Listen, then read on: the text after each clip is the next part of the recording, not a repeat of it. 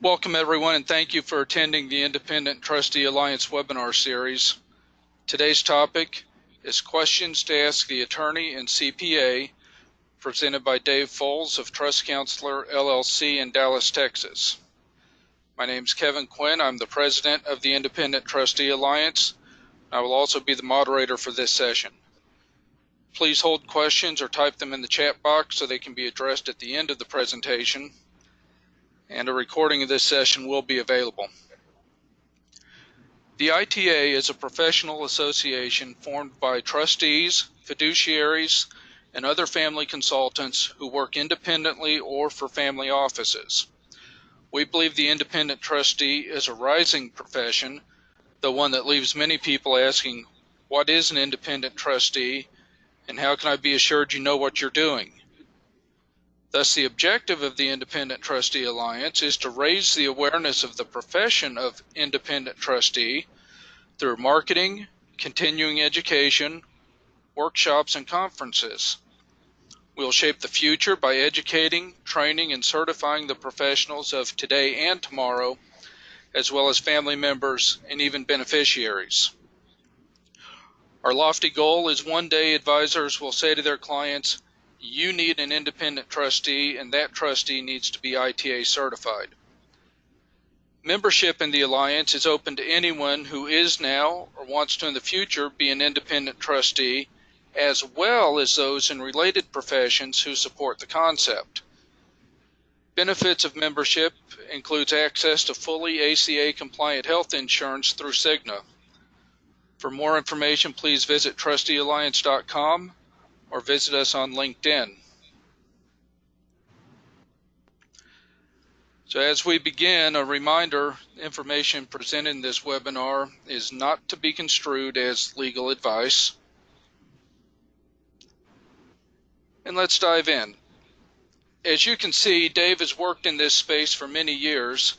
He's also a charter member of the Alliance. Now, Dave, with so much experience under your belt, why did you get involved with the ITA? Well, I think for all of those who are listening here today, everyone understands there are not a lot of resources available for trustees in terms of learning and training. So my personal mission as a coach and counselor for trustees is to help them improve what they do. And I think that that's also a very important mission of the ITA, especially in terms of creating learning opportunities for those who want to be a family trustee or a professional trustee.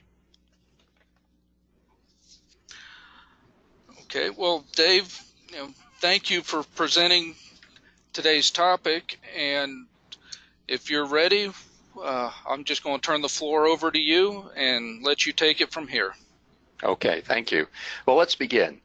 Today we'll be talking about important questions to ask the attorney and the CPA for the trust. I may be preaching to the choir, but the number of trusts, their wealth, and the generations they cover have increased significantly over the last 40 years. Looking forward, the online Wealth Advisor blog on June the 19th said that 10 trillion will pass in the next 8 years, and 75% of affluent families are now using trust. That might be a high estimate, but certainly there will be a lot of assets passing in trust in the future. The reasons are many. Simply increased wealth, but also increased sensitivity to creditors, taxes, litigation, multiple marriages, and social media are leading to this increasing growth and usage of trust.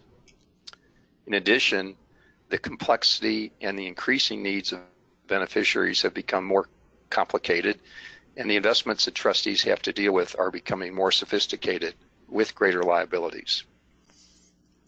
What has not changed are the significant responsibilities, duties, and liabilities of the trustee. My mission is to help trustees, whether they be a family member or a professional trustee who handles multiple trusts. As a trustee, you can do a lot of good work, but if any of your responsibilities are ignored, the penalties can be substantial. For each trust, a visit with the attorney and the CPA should be the first level of inquiry. This ITA session will take an in-depth look at critical questions the trustee should initially be asking the attorney and the CPA. My comments are based on my knowledge of the administrative requirements for a trustee in Texas. While these may be somewhat different in each state, there are a lot of similarities. However, in case of doubt, be sure to check with your attorney. Perhaps the first question that a trustee should be asking the attorney is, what does it mean to be a trustee? And a lot of attorneys will have an initial visit with a trustee and tell them that they're a fiduciary. And of course, that's a big word that people aren't often used to. So let's pursue a couple of definitions. The first, of course, a trustee is a fiduciary. And Black's Law Dictionary says that a fiduciary is someone who is required to act for the benefit of another person on all matters within the scope of their relationship. One who owes to another the duties of good faith, loyalty, due care, and disclosure. And someone who must exercise a high standard of care in managing another's money or property. The U.S. Supreme Court, the highest court in the land, 90 years ago weighed in on this and said that the standard for a fiduciary or a trustee is something stricter than the morals of the marketplace, not honesty alone, but the punctilio of an honor the most sensitive is then the standard of behavior. Wow, those are all big words, but what does it really mean? And so I think the best way for a trustee to understand what does it mean to be a trustee is to review the duties with the attorney. So the duties could be collapsed into 4 or they could be expanded to 24, but I've listed here some that I think are the more important. The first, is probably the most important, is to collect, preserve, and maintain the trust property. So on a new trust, that can be an awesome task because people have assets scattered everywhere. If you're lucky, they were handled by an executor who's turning them over to you, but your duty is to collect those assets, and I think it's important to document that you're doing that. Then you have to preserve them, and that could be maintenance, for instance, if it's real estate, or it could be insurance, or it could be ascertaining, if they're managed by an outside party, where the custody of the stocks and bonds are. And then, of course, you have to maintain the trust property so that if you own real estate, if you're not familiar with real estate, you have to probably hire a property manager to do that for you. The next duty that is just so important is to administer the trust according to its terms. And we'll get into a lot more of this when we look at questions to ask the attorney. You have a duty to make trust assets productive. Now, there's always a possibility the trust will say something like maintain the family farm, maintain other assets that may not be productive. And that may be a little more complicated than what it sounds like, but if you have assets that are not being productive, that's an important issue to raise with the attorney. You have a duty to diversify. Now, again, the trust document can say, I want you to retain the family business, and the family business may be a large part of the trust, but so you have to look at the trust document, and then if you as a trustee decide that you don't want to diversify, that it's not appropriate, then of course document that decision. The next duty is to provide an accounting. The beneficiaries have a right to know what's going on in the trust. And when we get to the CPA, we'll talk in more detail about what has to be provided there. There is an additional duty to disclose material facts.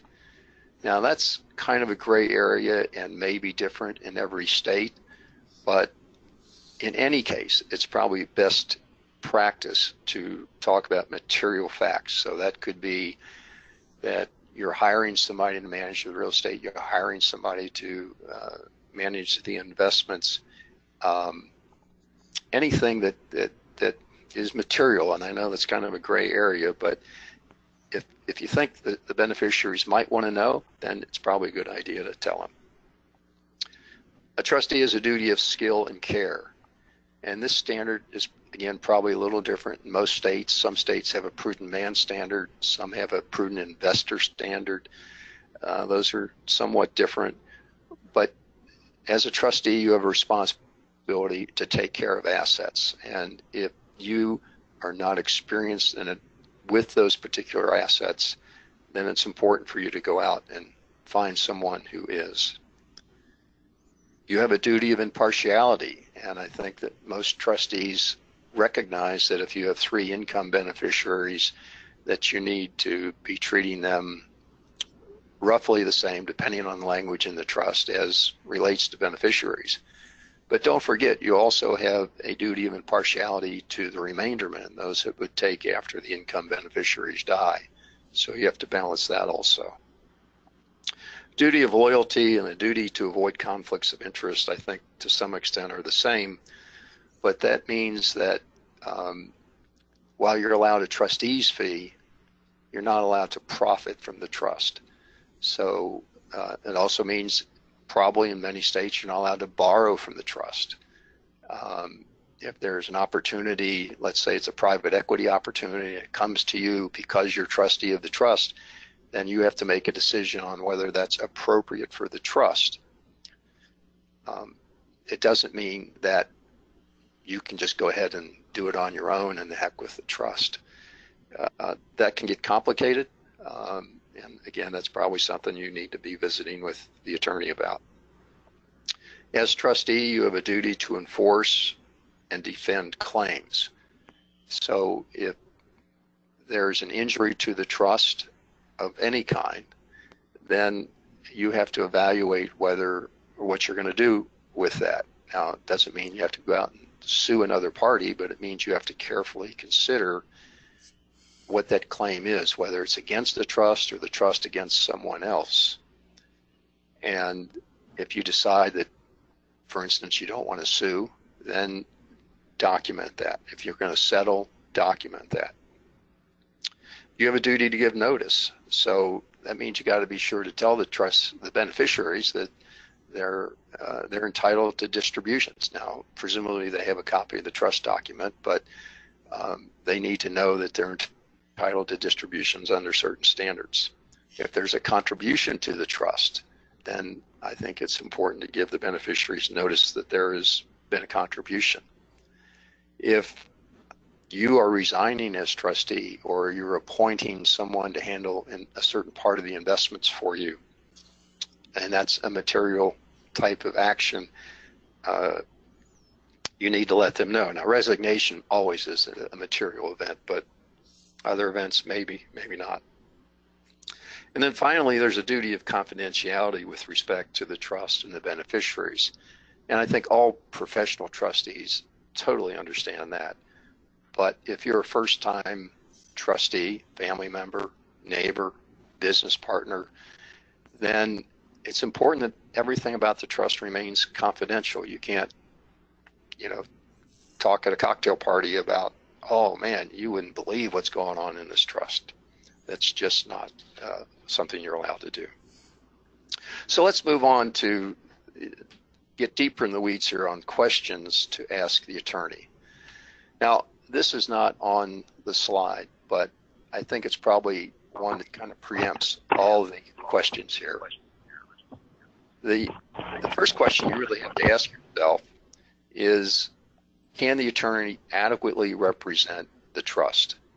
And so the attorney may have drafted the document and may very well be a great attorney, but I think that you should do a little interviewing of the attorney, because ultimately that attorney will be representing you and the trust, and I think that you have to make a reasonable decision about whether this is the right person. The next step, and I can't emphasize this enough, and that is you've got to read the trust. And I know that these things can be 10 pages, 50 pages, 100 pages, and it's hard reading, especially when you get into 5 pages dealing with the generation skipping tax. But I don't think you can simply walk into a meeting with the attorney and say, what do I need to know? I think there's a real responsibility on a trustee to read the trust, and if you don't understand parts of the trust, words in the trust, then you need to ask questions. The next step then is to ask about the purpose of the trust. So if you're dealing with the drafting attorney, he or she may have background. What's the primary purpose of this trust? And in fact, I would go so far as to say it might be a good idea to draft a mission statement, and you might want to draft a mission statement with some input from the beneficiaries. Ultimately, the responsibility is yours, but it doesn't hurt often to involve the beneficiaries in that kind of a discussion, especially if it's a multi-generational trust. So let's verify who the beneficiaries are that may require statements.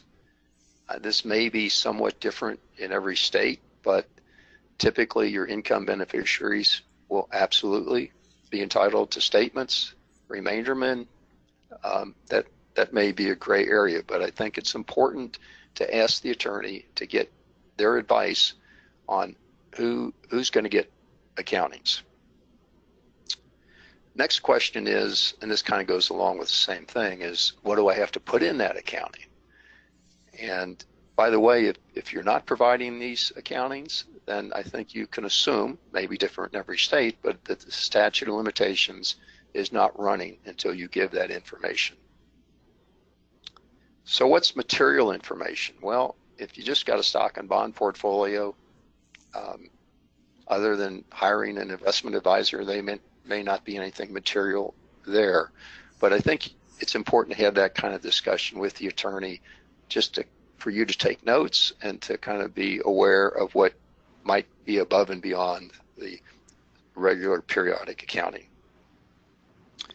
An important question is, how long do trust records have to be maintained? And I tried to help a trustee in the past who thought that the brokerage firm would help him with his records. And this was 20 years in the past, and he went to the brokerage firm, said, can you help me with these records? And they said, no, you're not a client anymore, and if you really need them, then just subpoena us. Well, if there had been regular periodic accountings that he had and that he had given to the beneficiaries, that would not have been a problem.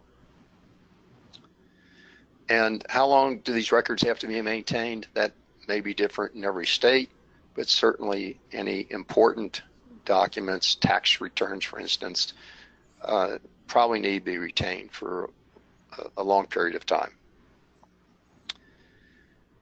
The next question is, if this trust is going to last more than one generation, it will probably be a generation-skipping trust. So the question then is, how many generations will this trust be around? And then a really important question is this trust, this generation-skipping trust, tax exempt? If it's not, then principal distributions, subject to exceptions, may be subject to a 40% tax. Another question, really, and that's hard to know ahead of time, is are there any special tax provisions that need attention? And attorneys are extremely creative these days, and if you've got a few of those in there, you need to know about them. The next question I would ask is, if I as trustee have discretion to make income or principal distributions, then help me to understand what the phraseology that's in that paragraph, what does it mean? And it could be just reasonable comfort and support, or it could be medical needs, or it could be an entire page talking about lifestyle and lots of things. So you have to ask the attorney what it means, and then I think document that. And again, this kind of goes back to the mission statement in terms of helping the beneficiaries to understand what the language means as respects to them. Another really important area is to review the investment policies. I think it's a really important idea to have an investment policy statement, because if you create an investment policy statement that says under, let's call it the mission statement of the trust, we want to do this kind of asset allocation. We understand that the assets, we need tax exempt income, that this is long-term, with lots of different things you might talk about. If you don't document that in an investment policy statement, then it's as though it didn't exist. And why is that important? Well, if you do a long-term oriented investment and for whatever reason it fails, how do you go back 5 years and talk about why you made that decision?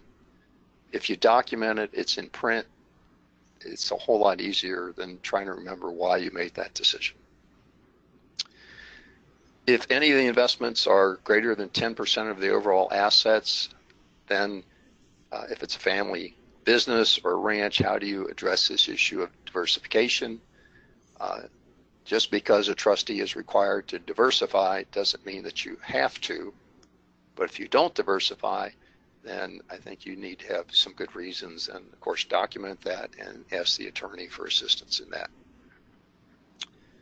Sometimes I have helped people that have trust with very low basis assets. And how do you approach that? Obviously, if you sell those, then that's a tax cost, capital gains cost, and that might impact further income distributions. It can be a complicated subject, but something that needs to be asked about. One option that I think is out there sometimes, it depends on the needs of the trust, but if this trust is 20 years old and the world has changed, or the beneficiaries have changed, that probably that wouldn't happen.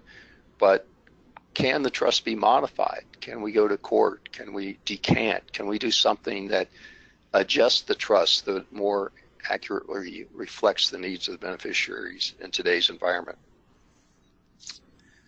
If the income is insufficient, I think in many states you can do a total return approach, and you have to look to your trust statute in your particular state and also be sure you comply with the IRS regulations. Obviously, as a trustee, you're entitled to be paid. I think that this is an important area for you to visit with the attorney, to ask for advice in terms of what would be reasonable under the circumstances of this trust with these beneficiaries. And then after a decision is reached, then I think it's important to document that. Now, in some states, there may be statutory statements regarding what a reasonable fee is. In Texas, it's reasonable, and there are a number of different approaches to that. The next question talks about specialists. So trustees are entitled to hire specialists to help them with the various needs of the trust. Many times that will be investment related, but once you hire them, you also have the responsibility to monitor what they do. So you might figure that out at the beginning. How are you going to monitor that? Is it going to be a monthly report, a quarterly report?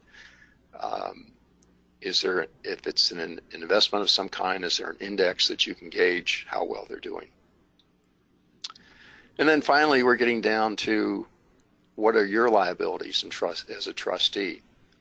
What if things don't go right? What if the beneficiaries don't like you for some reason? How can you be held liable? And now that I understand from Mr. Attorney what that means, can you help me manage that risk? And then someday, if I just get tired of doing this, or I have a stroke or something that doesn't allow me to continue to be trustee, how do I resign? Should I have a successor lined up? Important questions. And then finally, really a cover-all is just Mr. Attorney or Ms. Attorney, is there anything that we haven't talked about that I should have asked about? And then see where that goes. And then as you go on as a trustee, if the beneficiaries start expressing disappointment of any kind, I would be sure to discuss those concerns with the attorney. So the important thing in all of these questions is documentation and then I think a lot of them will lead to certain types of communication with the beneficiaries. In real estate, they talk about location, location, location, and I think being a trustee, as much as some trustees don't like doing it, it's about documentation, documentation, and documentation. So let's move on to the CPA. I think to some extent, CPAs are the unsung heroes here, or they can be. But as with the attorney, I think that it's important at the outset to be sure that the CPA is able to handle the fiduciary type tax needs and accounting for the trust. And most CPAs do at least a few fiduciary returns because that's what's needed from their clients. But depending on the complexity of the trust, you may want to dig a little deeper into the type of background and experience that the CPA has. Remember that this person is going to be helping you for a long time in the future, and you want to be sure that you have first-class help. So now that you've decided that this is a CPA that you want to retain, let's establish, if you're not going to do the records yourself, or somebody else is not going to do the records, then a lot of CPAs will do that for you. But let's establish with the CPA the process for collecting and maintaining records, and that's for income, expenses, purchases, sales, and other transactions. Most of the time, the tax year will be a calendar year, but it might be possible in some circumstances to have a fiscal year, say July to July. Just a question to ask. And then most professional trustees understand the importance of estimated taxes, but new trustees who might be family members, who might be salaried people their entire life, may never have paid an estimated tax. So let's be sure that we understand what estimated taxes are, when they're due, and then be sure that you're communicating with the CPA on that. If there are going to be non-standard assets, and that probably means anything other than cash, stocks, and bonds, do we have to, especially in the mineral area, oil and gas, do we have to establish depletion? In the real estate area, do we have to just set up depreciation or other reserves? And are there other non-standard assets where we might want to create maybe not a tax reserve, but more of an accounting reserve for certain assets? If the trust is going to own a privately held business, and this could be something that it has inherited, or it could be something that you purchase an interest in, if it's a sub S, and then these things get treated real differently for trust purposes. So be sure that you and the CPA are on the same wavelength in terms of what's going to happen there. Most professional trustees know this, so this would be for a trustee who's new to this, but you've got 65 days after the end of the tax year to actually distribute accounting, make distributions to the beneficiaries, and they will count as though they were in that preceding tax year. If you need to separate principal and income, so you have beneficiaries who are only entitled to income, not principal, or maybe they're entitled to income under certain standards and principal under certain standards, then it may be important to separate income and principal. So if that's going to be the case, confirm whether the CPA will do that. As trusts become larger and more valuable, you might, and it obviously depends on your beneficiaries, you might start to think about whether you want to have some form of an audit done or some form of an annual financial statement done. And then if you're going to ask the CPA to do that, then let's be sure that we're on the same wavelength in terms of timing, especially if the beneficiaries are asking for that. And then if just your standard annual report, certainly in most states you have to at least report annually. It's always a good idea to report more frequently, but obviously there's an added expense there. But the beneficiaries obviously are going to want to know. Now, one area where I think CPAs can really help trustees has to do with an annual planning exercise. I think, I don't know how often it happens, but I think a good trustee obviously gathers together the tax records, gets them over to the CPA timely so that taxes can be paid, or if there's an extension asked, then at least that you can make some kind of an estimate as to taxes that have to be paid, and that just happens. That's pretty standard stuff. You've got to pay taxes. But I think that CPAs can often help in terms of strategic planning. So I would really encourage trustees to visit with their CPA annually after April the 15th, for instance, and talk about, have there been any changes in the trust so far this year? Are there some planned later in the year? Are there going to be some significant distributions? And are they anticipated this year or next year? Does it make any difference whether we do it this year or next year? Our tax laws, as I think most of you know, they don't change that frequently, but sometimes they do.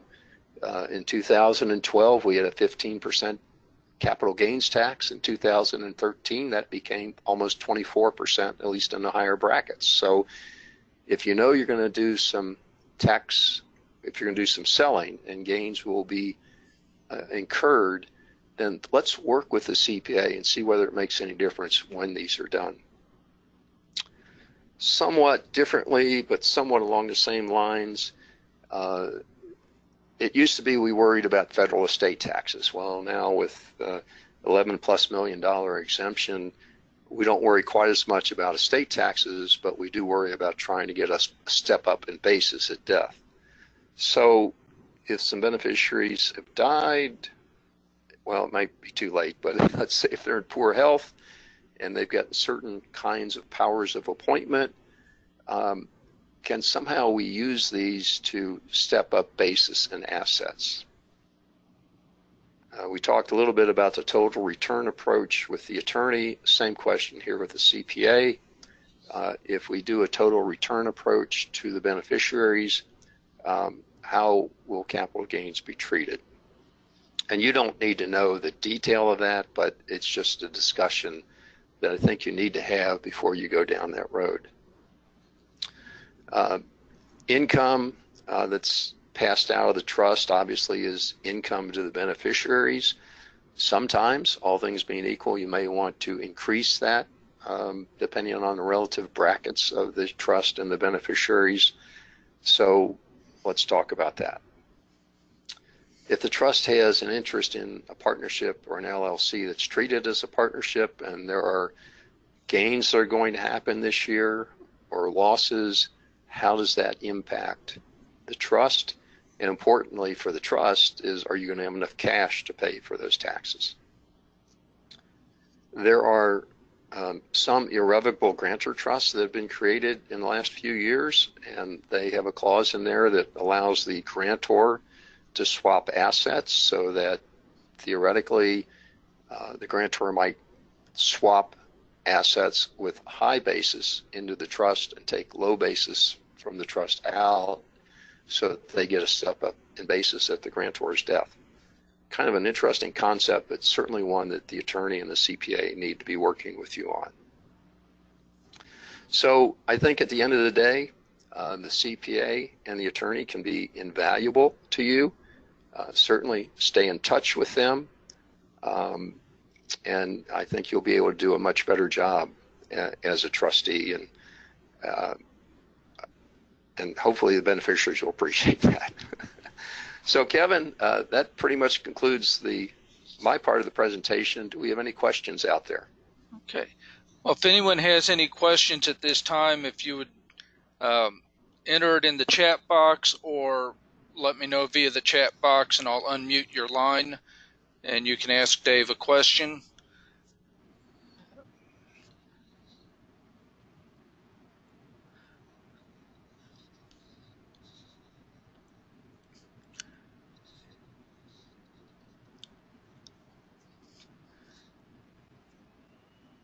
And just waiting to see.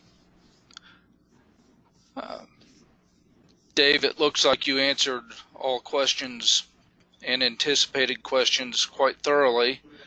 I'm not seeing anybody with a question right now. So, as I said, this session is being recorded. We'll provide you the link to the recording, or you could write down Dave's contact information if you do have questions for him.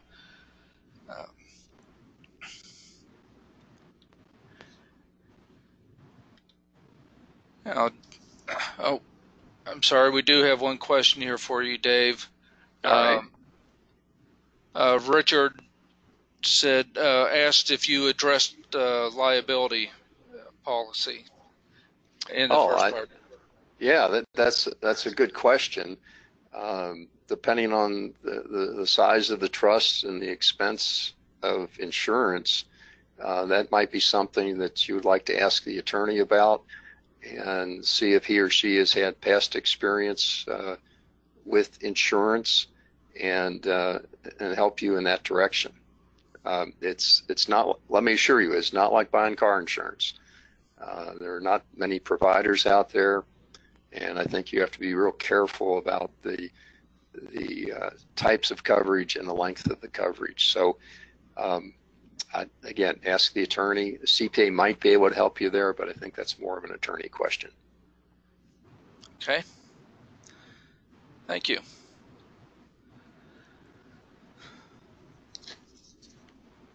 Okay.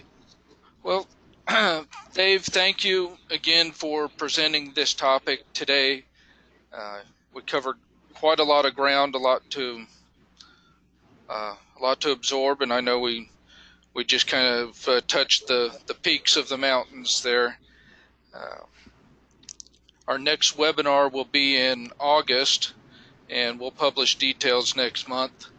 If anybody does have feedback or would like information on membership in the ITA, please contact us at trusteealliance.com. We do look forward to hearing from you. Thank you again for attending, and have a productive day.